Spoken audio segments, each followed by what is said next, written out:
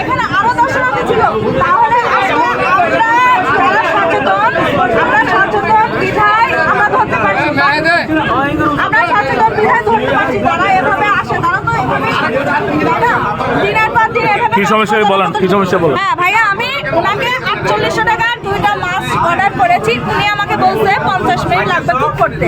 আমরা সহকর্মীরা বসে আছি, উনি 10 মিনিটের মাথায় 2টা মাছ নিয়ে আসছে, যেখানে 2টা মাছের ওজন ছিল 5 কেজি। উনি কুক করে যে মাছ 2টা দিচ্ছে আমাকে, মাছের ওজন হয়েছে 3 কেজি। ঠিক আছে, তো আমি বললাম আমার সন্দেহ হয়েছে যে মাছ দুটো তো ছোট, আমরা তো অনেক বড় মাছের অর্ডার করেছি, সেই মাছ দুটো করি। যখন আমি কিচেনে ঢুকছি, যা দেখে আমাদের মাছ দুটো উনি ঢাকে রাখছে, ওরা কুক করে মাছ আমাদেরকে রেখে দিয়েছে। তাহলে এই যে দিনের পর দিন এই দোকানটাকে ভাইরাল করে দেন, এই দোকানটাকে ভাইরাল করে দেন। হ্যাঁ, এভাবে আমরা যারা দর্শনার্থী আসি, কেন কথা দিতে হবে?